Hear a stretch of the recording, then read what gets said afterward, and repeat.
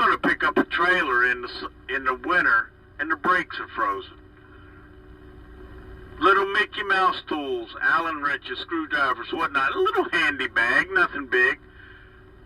But that Atlas will save you. You think you want to be, save a little bit and go down this road? Well, all of a sudden you get there and it's a 13.4 overpass. If you had looked up at your Atlas, it would have told you. Atlas is pretty good, but you're going to need that good hammer come wintertime. Now, let's touch up on an Atlas real quick. You know, if we go in this truck stop right now, all three of us, and the racks are full, we're going to see about 3 to 4 different styles of Atlases and different sizes. Which ones would you recommend and why? Mr. Opie, I'll let you have it first. I would prefer the laminated because if you spill something, you can wipe it up. Randy McNeely, I would prefer that one because for the simple fact is it tells you where your rest areas are. It tells you where your scales are. Like the other driver said, it also has not lane restrictions but road restrictions. There's a place in that map that tells you each state route where your low clearances are, where your high clearances are. That is something that a driver should know. Myself, I've got into predicaments like that before to where I've had to look at my map because I was going to go down a certain way and I had to look at my map to see if there was any low clearance bridges, if there was certain weight limits on certain roads. That's what that's there for. It's a tool. It's there, use it. Right. When it comes to Trucker Atlas, there's only one, and it's Randy McNally. And everything he just said is true. It gives you every information you need as a driver. When it comes to GPS, there's Garmin, Randy McNally. That's personal, you know, like which one's better, Ford or Chevrolet? You know, it's a personal thing. But that Atlas, if you're going down roads you're not familiar with, you better pull over and check it. Now, how many drivers do? I bet now, 2019, 2020, I bet, unless they're old school and going down familiar roads, I bet most of them just do what their GPS tells them.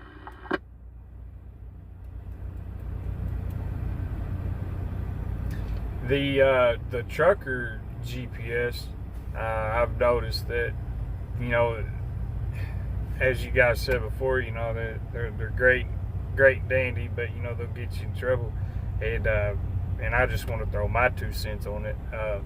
I had a trucker GPS before, and that thing had me more screwed up and more lost than anything. And personally, and on my opinion, the trucker GPSs nowadays, you know, I'm sure they're great, fine, but I think it's just, you know, a big waste of money, on my personal opinion.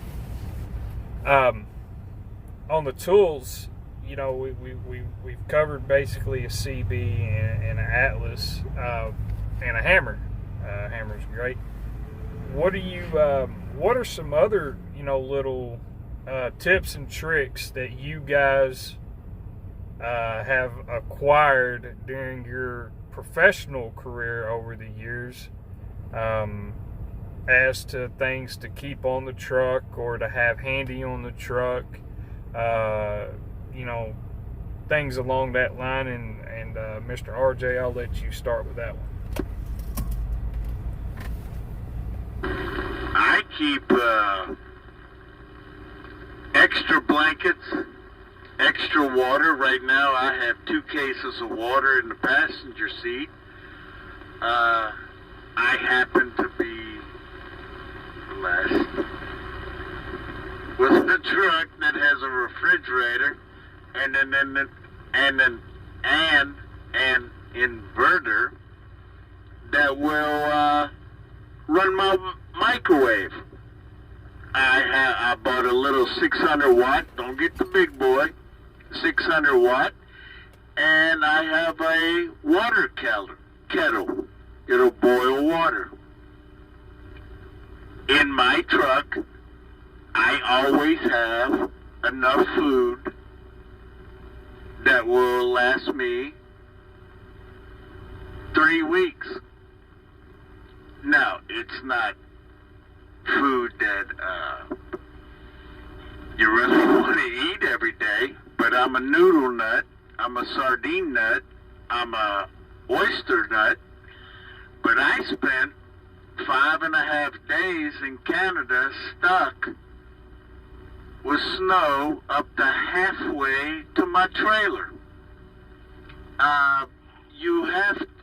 You have to prepare yourself for where you are. If you're running late spring, summer, fall, it ain't that big of a deal. But winter, you better be prepared for adversity. Other tools, I always keep one extra wiper blades, especially in the winter.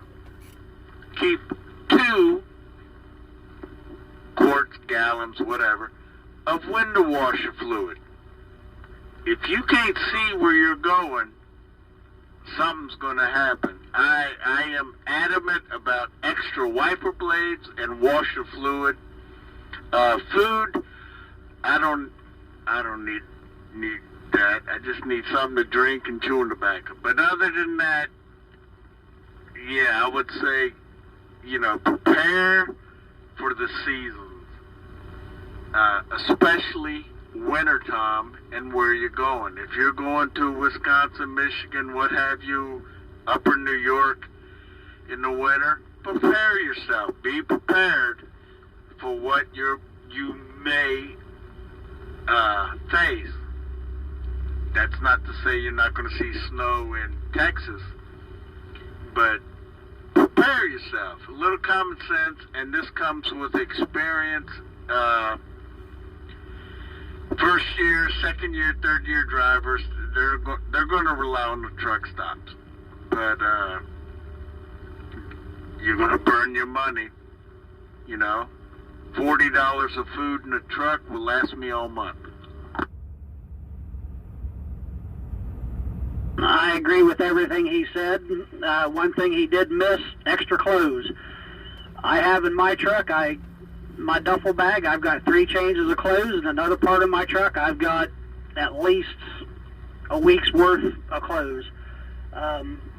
Keep stuff in your truck you like to eat, like Pop-Tarts. If you like chips, make sure you got chips and stuff in your truck. Make sure you got pop in your truck.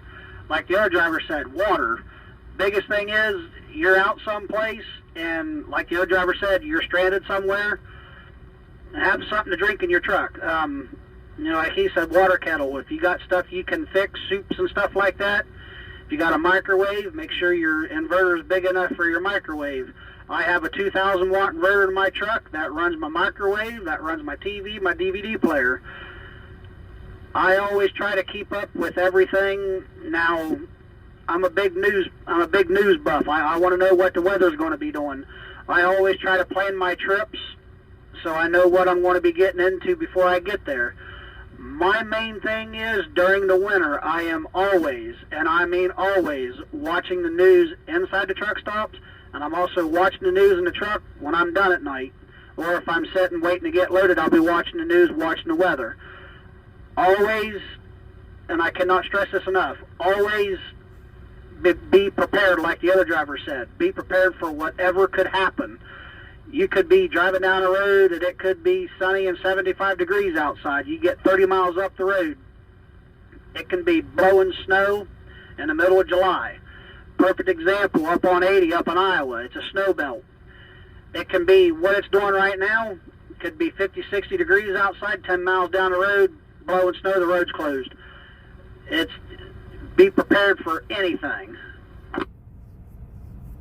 I agree with that, driver, and I didn't say clothes, even though in this truck here, I have more clothes in my truck than I do at my house. How did I forget that? I don't know. But the other driver is right. Wintertime, you're in Chicago, Gary. Everything looks great. You're heading to Michigan, and you're taking 94, and you get to Benton Harbor, and all of a sudden you're faced with 10 inches of snow. Where did this come from? It's called lake effect. Yeah, but I forgot about clothes.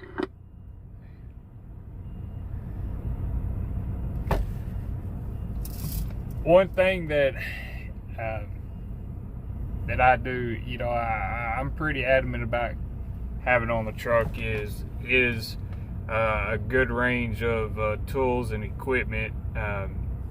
Personally, I've got a tool bag, and I've got, being a flatbedder, I carry nails. I've got nut drivers, screwdrivers, wrenches, you know, crescent wrenches. I've got vice grips. I've got 2 hammers. One thing that I'm going to say about the tools, and I'm saying this just for the viewers who are going to watch this, a 5th wheel puller has actually saved me a lot of heartache, a lot of time, and it's assisted me in more ways than just releasing the handle on the 5th wheel. You know, I carry an Air one. I carry I bought a 40 or the orange air hose from inside the Loves, and I took it to the hardware store and had the end cut off that originally comes on it, and I had a quick connect kit put on there so I can, you know, air my tires up, or, you know, go blow the radiator out. Recently, what I've acquired was a plastic ammo box. They call it like a dry storage, and all of my can fluids, you know, like starting fluid, penetrating oil, WD-40, all of my de-icer, you know, I've took all the cans and I put them in that ammo box. And of course, I've got a backpack for all of my oversized equipment, you know, so things like that. And I've had many more questions that I wanted to ask you guys, and I had them in my mind, and of course, as we got to talking, it easily forget, and I don't want to keep you guys, you know, any longer. So I do want to close the interview out with, we'll let Mr. RJ go first. Is there anything that you would like to say, any topic that we didn't cover that you feel like would be a good necessity to be said? Well, to reiterate what you said about tools, I do have an airline that will stretch from the front of the truck to the back of the trailer. I have it a glad hand where I can tap on to usually the emergency brake line, and I will power it up, and on the other end I have quick connects so that I have a fitting, and where if I have to fill up a tire or what have you, I can do that, or I can put a blower on it to blow out the cab. As every driver knows, you're going to acquire dirt and whatnot. I have that.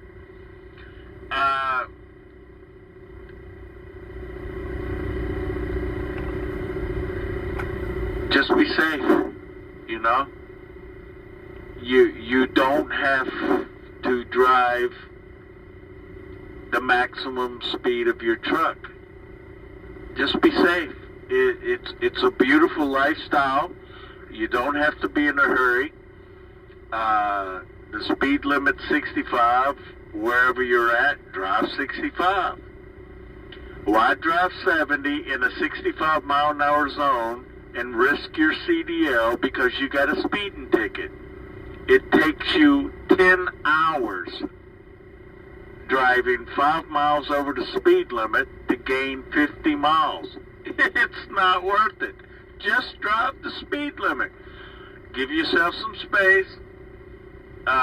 Nothing's that important. Again, it's one of those lifestyles that's not meant for everyone. If you don't enjoy or can't be content with your own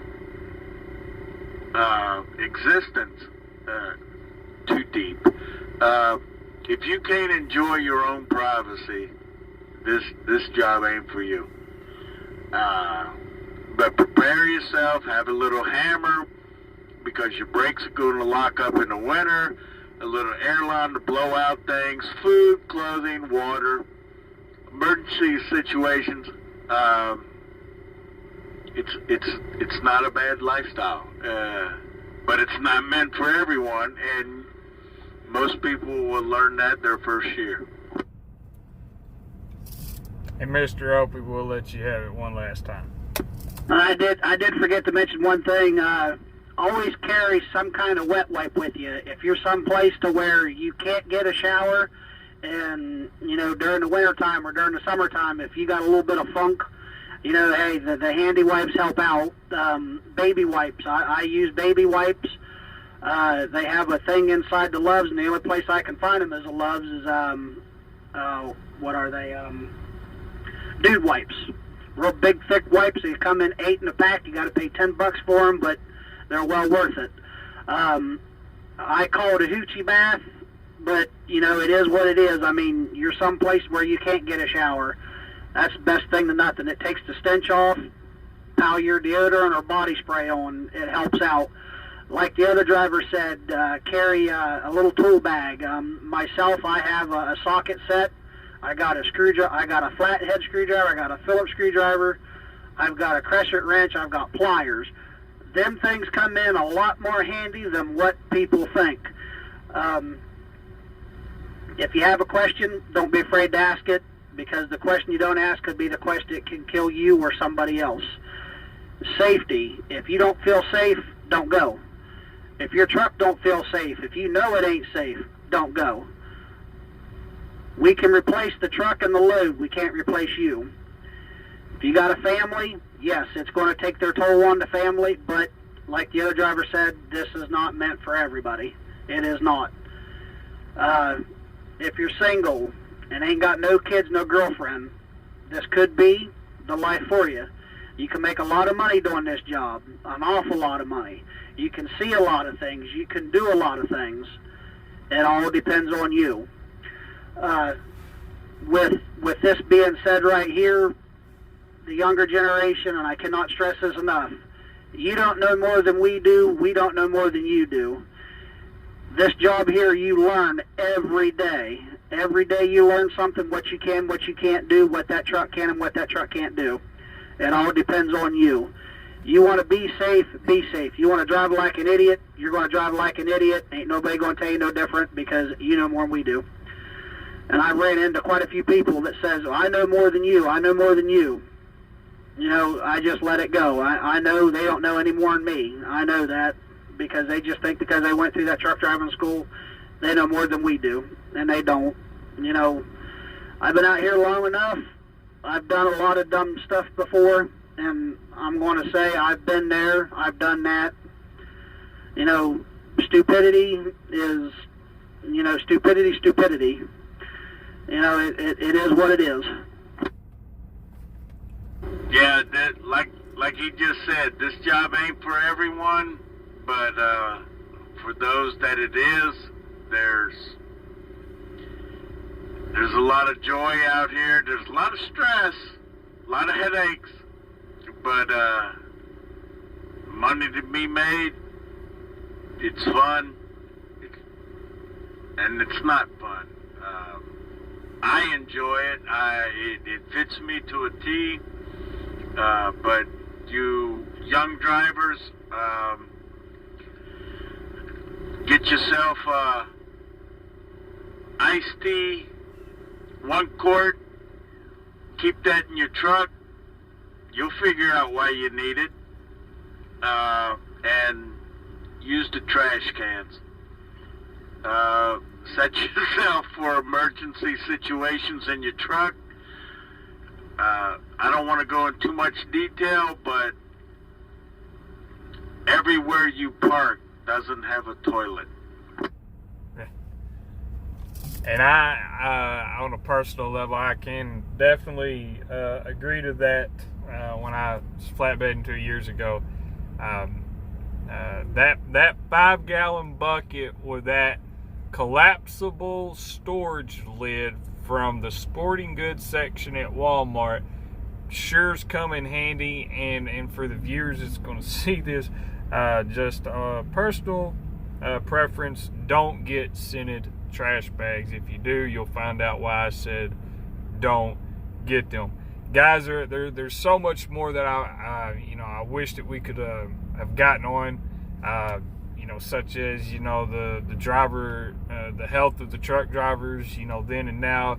One thing that we face a lot in this industry is unhealthy truck drivers, obesity. Of course, it's got a lot to do with all the fast food chains, and as you guys called them, the fuel stops. There's so much more, but like I said, I don't want to keep you guys any longer. And I do appreciate you guys taking your time. We've been at this going on 55 minutes, almost an hour-long interview. We've got Mr. RJ and Mr. Opie on the other end of the radio here. Guys, I do greatly appreciate you for doing this. If you would like to check out the interview or some of my other content, feel free to get on YouTube. As of right now, you'll be able to find everything under Instructor Trucker. The channel will be renamed probably in another week or two. I'm working on some new things. I'm trying to revamp my style and my situation. And if you do check it out, if you don't mind, be sure to hit that subscribe button. And you're more than welcome to share any content, comment, anything. There's a little bit of everything on the channel. It ain't very fun watching your truck roll down the road while you got your pants around your ankles. Ain't that the truth? And yeah, but just remember, this job can be fun, but it's all on your mindset. The one thing that they told me when I went through truck driving school was, it's only as hard as you make it out to be, and that's not just driving truck. That's really anything that you do in life. It's only as hard as we make it, and a lot of problems could be avoided if we just step back and took a deep breath for a minute and just reassess, walk away for 5 minutes. I've had to do it trying to back into a place at nighttime. The parking lot wasn't, in my mind, it wasn't suitable for a truck, but I knew it was because it was a continuous delivery and shipping place. So I knew I just didn't have time to figure it out, and all of that good stuff. But guys, like I said, I greatly appreciate you. We're gonna go ahead and close this interview out, and like I said, Sunday you guys will be able to find it. It's Instructor Trucker, fairly easy to remember. Like I said, be sure to hit the subscribe, share the content, comment, and as always, this is Instructor Trucker, aka your favorite trucker, and we'll see you down the road. All right, you be safe. Yes, sir, buddy. You be safe too. I'm going to go and get me some dinner.